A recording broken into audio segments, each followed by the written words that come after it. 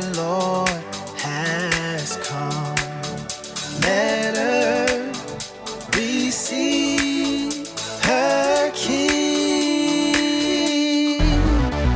Let every heart prepare him room, and heaven and nature sing, and heaven and nature sing, and heaven and heaven and nature.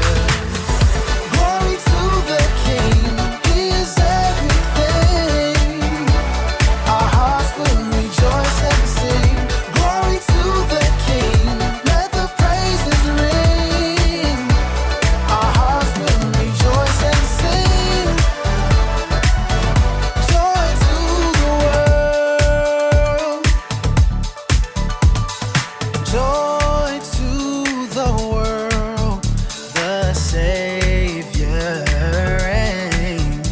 Let men their songs employ, while fields and floods, rocks, hills, and plain repeat the sound and joy. Repeat the sound and joy. Repeat the sound and glory to the King, he is everything. Our hearts will rejoice and sing. Glory to the King, let the praises ring. Our hearts will rejoice and sing. Joy to the world. Keep them bells ringing. Keep them bells ringing. Keep them bells ringing. Yeah. Keep them bells ringing. Glory to the King, he is everything. Our hearts will rejoice and sing. Glory to the King, let the praises ring. Our hearts will rejoice and sing. Joy to the world. He is everything. Our hearts will rejoice and sing. Glory to the King, let the praises ring. Our hearts will rejoice and sing. Joy to the world.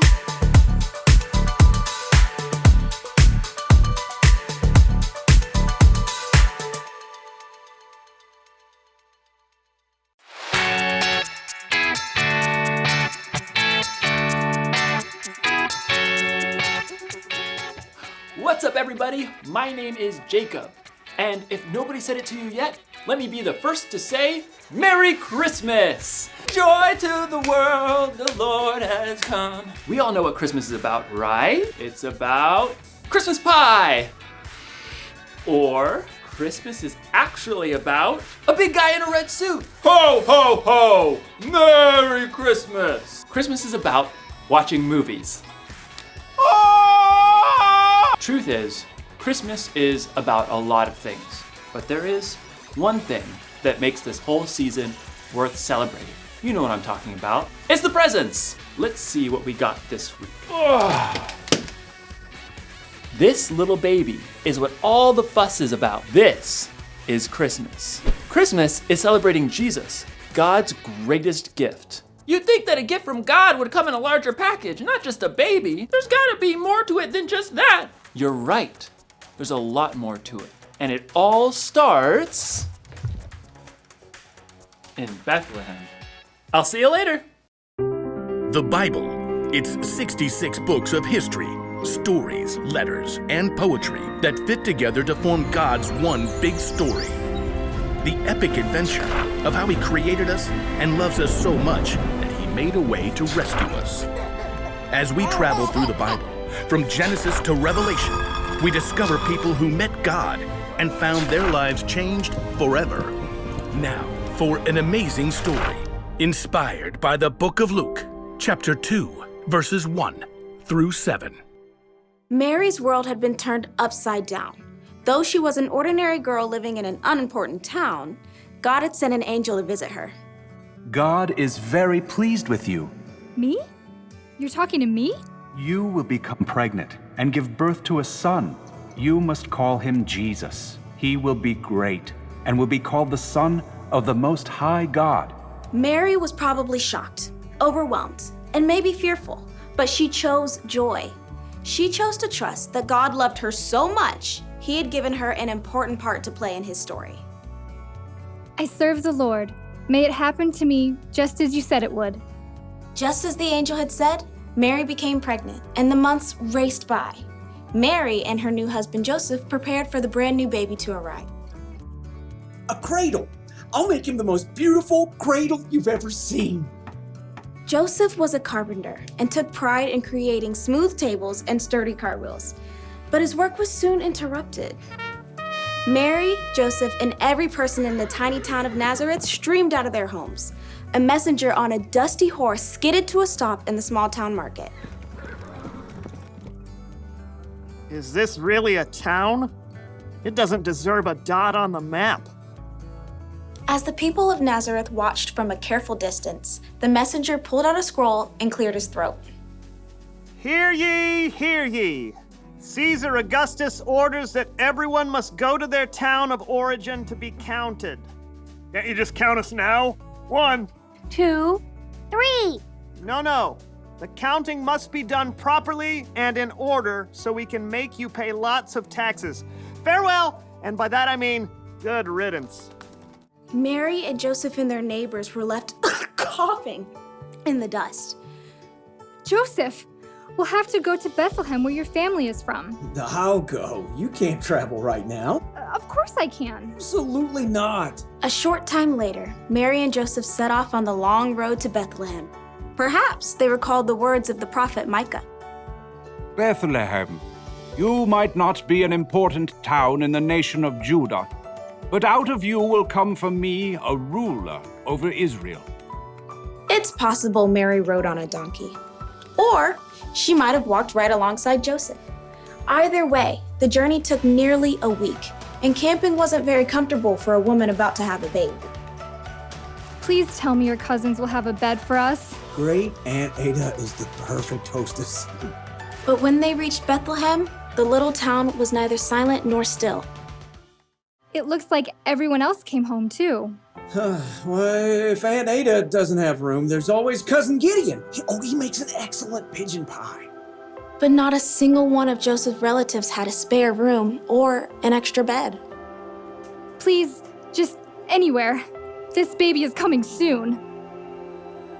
At last, someone found them room, in a place where the animals stayed. Absolutely not. We'll take it. Mary and Joseph did everything they could to get the space ready for a new baby. Clean hay, fresh water, and in a short time, Mary's baby was born. It's a boy! His name is Jesus. Mary tore a clean cloth into wide strips and tightly wrapped her baby to keep him warm and cozy. No cradle? Where will he sleep? Put fresh hay in the animal's feeding trough. We'll lay him in there. What about the sheep? They don't mind. Mary lay her tiny baby in the clean hay, the king of the whole world, sleeping in a manger next to the animals. He's perfect. Yes, he is. In the most unexpected place, at the most unexpected time, God had shown his love. He sent his very own son as a baby to rescue the whole world.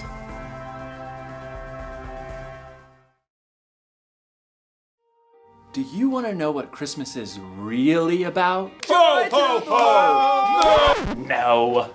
Christmas is about love. Around 2,000 years ago, God saw that the world needed help, and he loved the world so much that he sent this baby. But he is way more than just a baby. You see, Jesus would grow up and live a perfect life, and even though he didn't deserve it, out of love, he would die on a cross to pay for the sins of the world. And that was just the help we needed. That was just the love we needed. Jesus made it possible for us to have a relationship with God. Jesus saved us. So, while you're celebrating this year, while you're singing and eating pie and opening presents, don't forget this present that God gave to us. don't forget this one thing. God loved us so much that he gave us a savior. So, you know what? It's Christmas. Let's have the biggest party ever. Who's with me? Yeah, let's party. It's Christmas. It's Christmas. Yeah, we're going shopping for that Christmas pie. Ooh, I need that.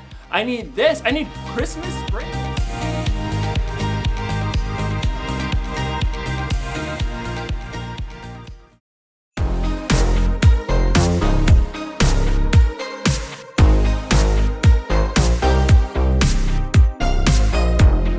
Long ago and late one night, angels came in glorious light, singing songs about a Savior that was born. He came down from heaven above to bring us perfect peace and love, and things would change forever on that Christmas morn. No better news was ever told. God loved us so, so much. He gave us his only Son to save us. The angels sang, the shepherds saw, and wise men came to bow. God knew everything we needed, and so he sent us Jesus. The greatest gift in the world is with us now.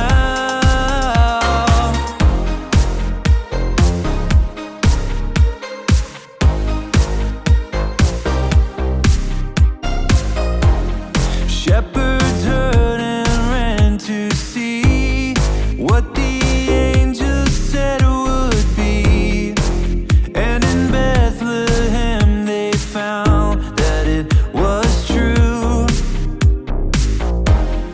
In a manger was a boy who would bring the world great joy.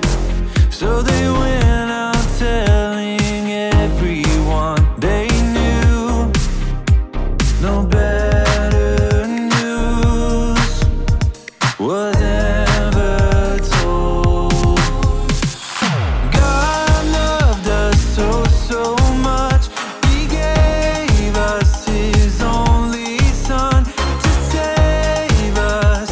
The angels sang, the shepherds saw, and wise men came to bow. God knew everything we needed, and so he sent us Jesus, the greatest gift in the